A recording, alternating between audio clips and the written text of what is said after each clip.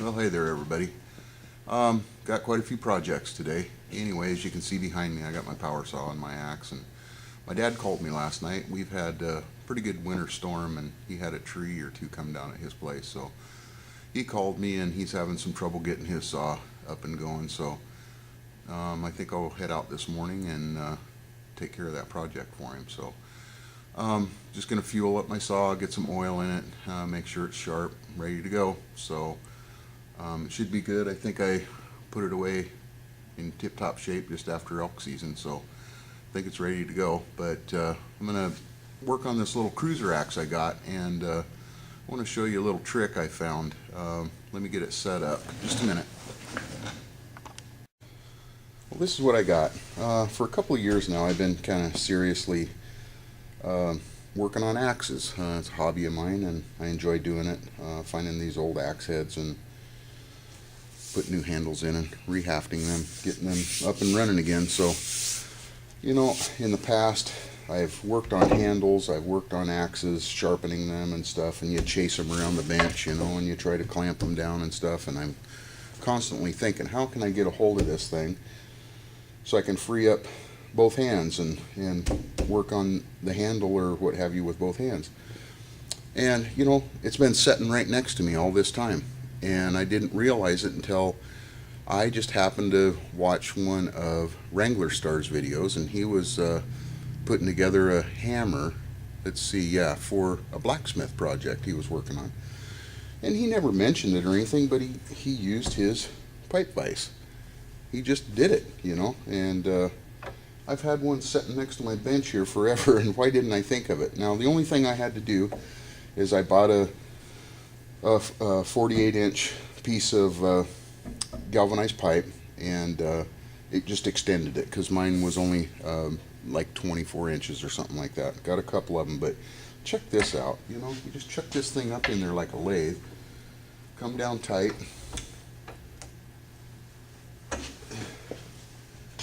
you know, and there you go. You freed up both hands. You can rasp on it. You can file on it. I like reprofiling these handles. They come a little chunky for me, so I usually do some rasping on them. Then when you get down to the business end of this thing, you know, and you get ready to hang an axe, right down here, you know, you can work on all this.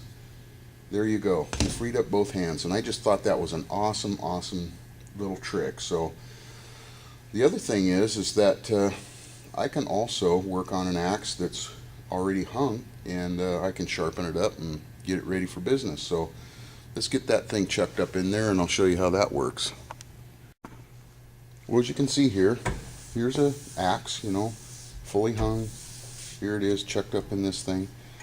The only thing that I might add is that these want to slip just a little bit. So when I tighten it, I go ahead and push down on this dog back here.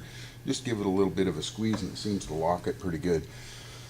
If I continue to have any kinds of problems, you know, this is a standard length, you know, handles, you know, 28, 32, your shorter handles, you know, your 18s and things like that. I could pre-drill a hole and put a set pin right behind this as a stop, you know. You got plenty of length up here to adjust, so if it doesn't have to be perfect, but just to keep this from sliding out a little bit, maybe a little bit of safety there, and just drill it and put a pin in it. That way it cannot slip. So, but as you can see, this thing's chucked up in there. You can get both hands on it to, you know, do your file work, such as that. I mean, what an awesome idea. I've been chasing these axes around the bench forever, and, you know, holding them different ways, and, you know, really working hard at it, and this just simplified so many things. So I cannot say this was my idea. Like I said, I saw Wrangler Star use it, and it was just ingenious, and why I never thought of it, I don't know. This thing wasn't 5 feet from me the whole time I've been doing this, and duh. So anyway, got a little nick in the blade here. This is a little cruiser I hung here, I don't know, probably 6 months ago, and I just never finished it up. So I'm going to go ahead and get the edge shaped up on this, and take it out to my folks today and put it to work. So get my saw ready to go, get some gear loaded up, and next thing we'll be out there cutting up some wood. So stick around. You know, I thought I'd better show this thing in action before I left from my folks' house, but see how much simpler that made my life? You know, and just it's in there nice and solid, and I can bear down on this file a little bit. And all you guys that are working on axes, if you got a better idea, let me know. But man, this is working out just awesome. You can get two edges this direction, and then all you do is take it out and flop it the other way and work on the other two, and just change into the operation here, just like so. There you go, guys. I mean, give it a try. I think you'll love it. One other thing I wanted to mention, you see how I have it secured to my bench is I got this little vise at the other end. I got just a standard bench vise. You can chuck it up in either one. My bench vise sits up on top of the bench, so it's a little bit higher, and you know, I'd be working clear up here, which isn't bad, but I find this to be a proper height for me, so this is the way I'm using it. But chuck the axe up into the pipe vise, and then just chuck it up into this vise that I have mounted on the front of my bench here, and it's just working awesome. So you'll probably see this in many videos to come when I'm working on axes, but like I said, give it a try. I think you'll love it. Well, I made it out to my folks' house, and it's a little creek that runs right alongside their place here. Running pretty hard. All the snow's melted down here, but we got a really wet snow, a lot of wind, and it broke up some of their stuff. So, got a project up here, got some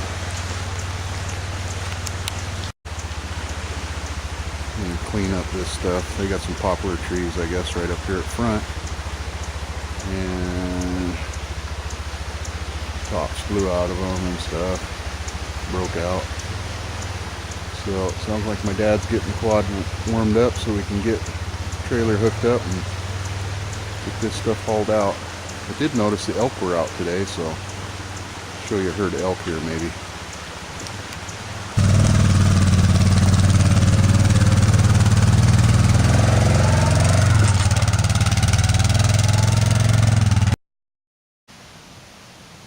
Yeah, this is a resident herd that we got around here, hanging out at my folks' place. This happens to be across the road from them right now, but they do come over and visit. I haven't counted them yet. We spotted 3 bulls in there. There's 2 branched bulls and a spike.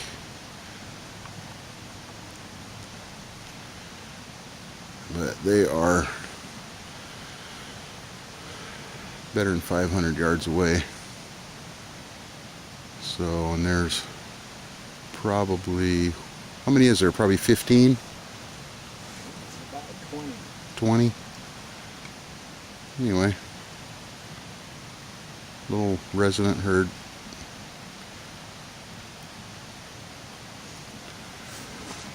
Can't see, the bull is over there. You get pushed out of those hills, Callahan. Ooh. Let's see, 1, 2 spikes,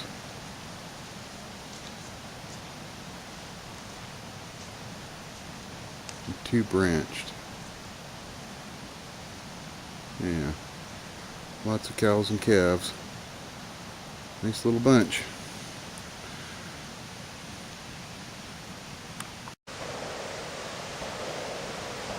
Somebody just doing a little planking up on the hill, but that's the Callahans up there, the little mountain range that run behind my folks. That's where those elk pour out of. So anyway, we got a project, so we get back to work.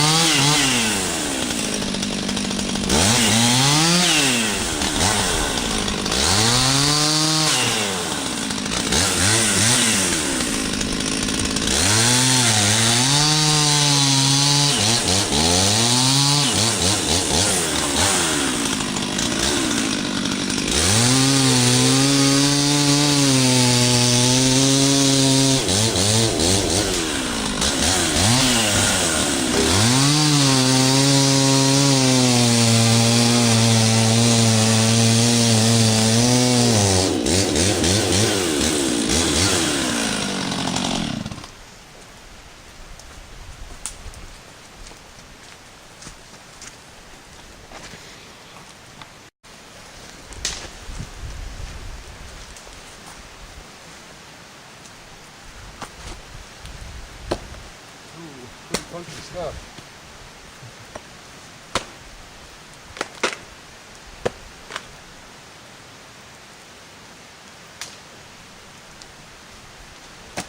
Soft.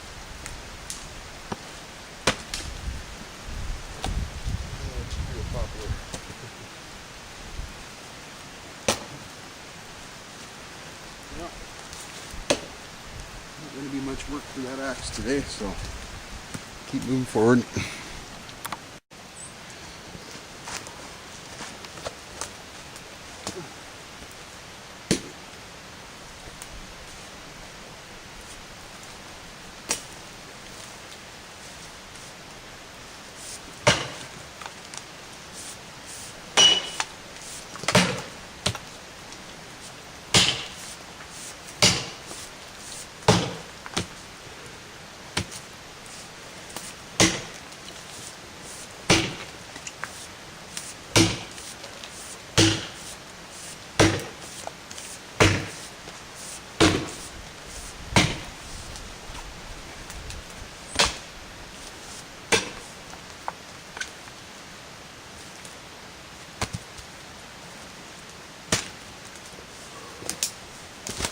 That'll work.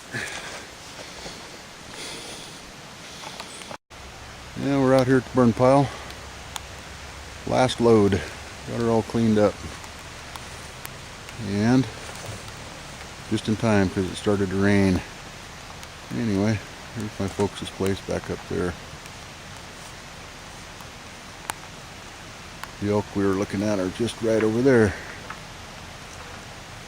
And this is all their ground here. And still right alongside the creek.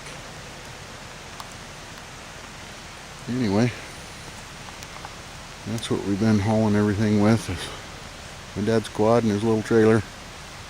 Several loads out here, but got her done. Alright, over and out.